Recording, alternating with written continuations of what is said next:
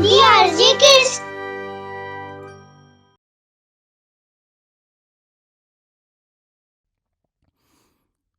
कहानी डम डम बाबा। होशियारपुर नाम के गांव में सुशीला अपने पति प्रहलाद और 10 साल की बेटी शशि के साथ रहती थी।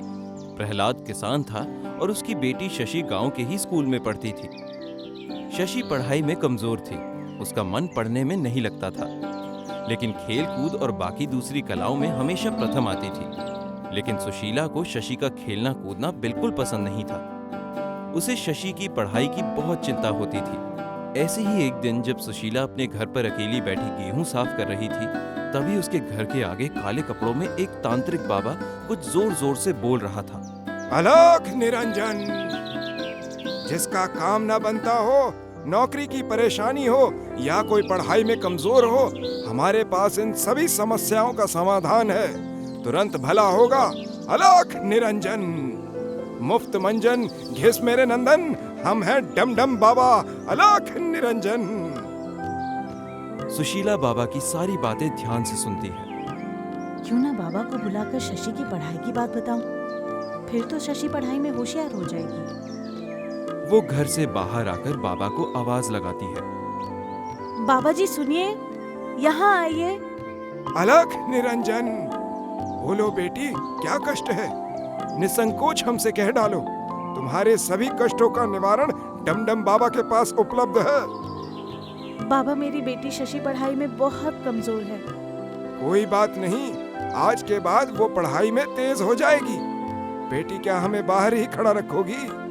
ये तो डम डम बाबा का घोर अपमान है।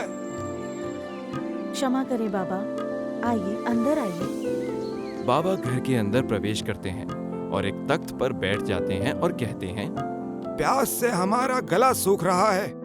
बेटी, थोड़ा जल पिला दो। गले में तरावट आएगी तो बाबा की वाणी बाहर आएगी। अलख निरंजन। जी बाबा जी, मैं अभी शीतल जल लेकर आई। सुशीला पानी लेने अंदर जाती है। बाबा कमरे के चारों तरफ देखता है। सुशीला पानी लेकर आती है। बेटी, तुम्हारे घर में भूतों का वास है, जिसकी वजह से तुम्हारी बेटी पढ़ाई में कमजोर है और तुम्हारा कोई भी काम नहीं बनता। बाबा जी, कुछ भी करिए, लेकिन इस घर से भूत भगाने का कोई उपाय बताइए। अवश्य बताएंगे। बाबा जोर जोर से अपना सर घुमाता है और बोलता है, अलख निरंजन, ओम ह्रीम क्लीम चामुंडाय विच फट स्वाहा। क्या हुआ बाबा? अनर्थ, घोर अनर्थ हो रहा है इस घर में, लेकिन मैं होने नहीं दूंगा। क्या अनर्थ हो रहा है? क्या अनर्थ हो रहा है? बेटी, तुम्हारे घर में सोने का एक कलंकित आभूषण है, जिसकी वजह से यह अनर्थ हो रहा है। लेकिन ऐसा तो कोई आभूषण नहीं है मेरे पास। असंभव। तुम फौरन अपने सारे आभूषण हमारे सामने लेकर आओ। हम देखते ही पहचान जाएंगे कि कौन सा आभूषण कलंकृत है। फिर हम मंत्र पढ़कर उसको शुद्ध कर देंगे।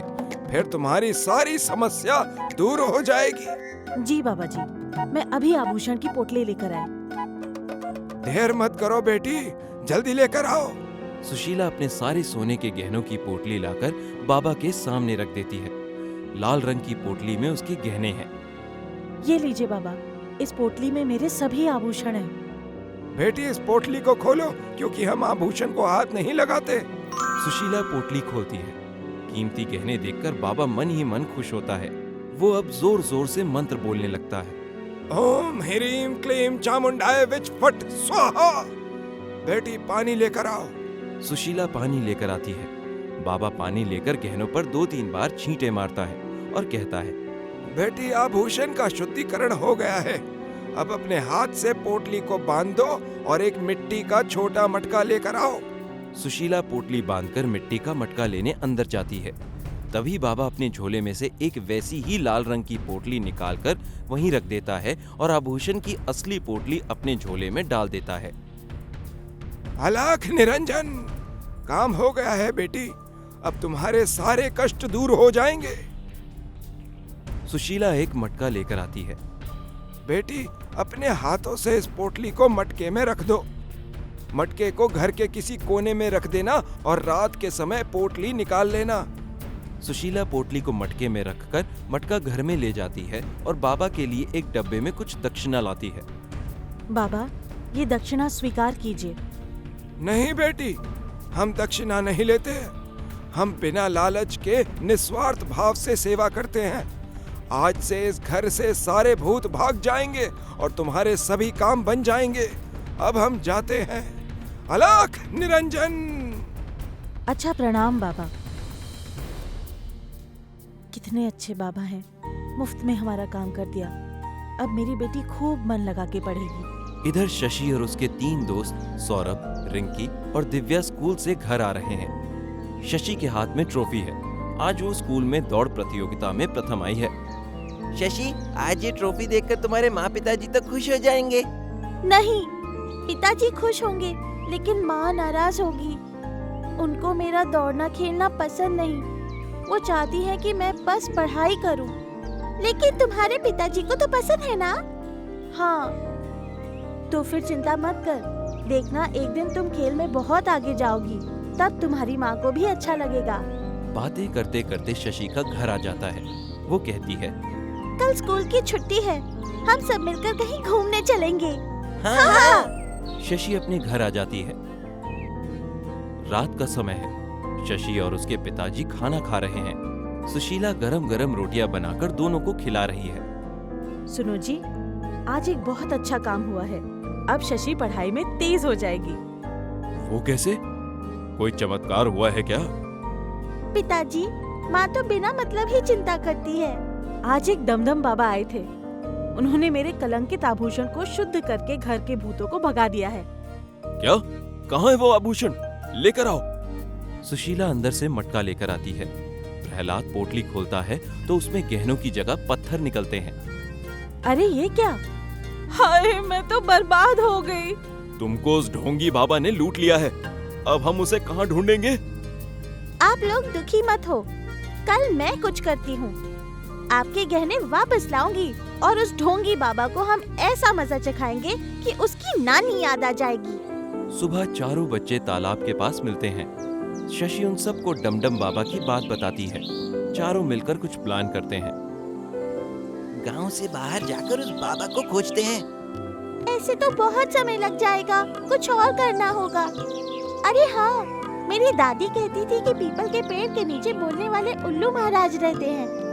वो सबकी मदद करते हैं। चलो उनके पास चलते हैं। हाँ, ये तो अच्छा आइडिया रहेगा। चारों उस पेड़ के पास आते हैं। उल्लू महाराज, हमारी मदद करो। हमें पता है बच्चों, तुम्हें डमडम बाबा के पास जाना है। वो तुम्हारी माँ के गहने लेकर गया है। हाँ, इस समय वो कहाँ है? इस समय वो पास वाले शिवपुर गांव में लोगों को ठग रहा है। धन्यवाद उल्लू महाराज। हम अभी शिवपुर गांव जाकर उस बाबा की असलियत सबको बताते हैं। चारों बच्चे शिवपुर गांव की तरफ जाते हैं। शिवपुर गांव में घुसते ही उन्हें डमडम बाबा मिल जाता है। बाबा आवाज लगाते हैं, अलख निरंजन। बच्चों ने गांव के लोगों को बाबा की सारी बात बता दी। सारे गांव वाले इकट्ठा हो गए और उस बाबा को घेर लेते हैं। ये ढोंगी बाबा है। कल इसने मेरी माँ के सारे गहने चुरा लिए हैं। मारो मारो, ये ढोंगी है, ये बाबा चोर है, चोर। मारो इसे, मारो। हाँ, इसको बहुत मारो। मुझे मत मारो, मैं गहने वापस कर दूंगा। ढोंगी बाबा झोले से गहनों की पोटली निकालकर शशि को दे देता है। ये लो गहने, मुझे और मत मारो। बच्चों, मुझे माफ कर दो। शशि गहनों की पोटली लेकर अपने बैग में रखती है। चारों बच्चे गांव वालों का धन्यवाद करके वहां से निकल जाते हैं। पीछे से गांव वालों की आवाज आती है, मारो मारो ढोंगी को, ये बाबा ढोंगी है, मारो इसे। शशि अपने दोस्तों के साथ घर आती है। उसके माँ पिताजी बैठे हुए हैं। ये लो माँ, आपके गहने। अरे वाह, तुमने ये कैसे किया बेटी? मेरी बेटी, तुमने गांव का नाम रोशन कर दिया। मैंने नहीं पिताजी, हम चारों ने मिलकर किया है। बेटी को कम नहीं समझना चाहिए। हाँ बेटी, आज तुम बच्चों ने मेरी आंखें खोल दी। चारों बच्चे एक साथ बोलते हैं, उल्लू महाराज महाराज की जय।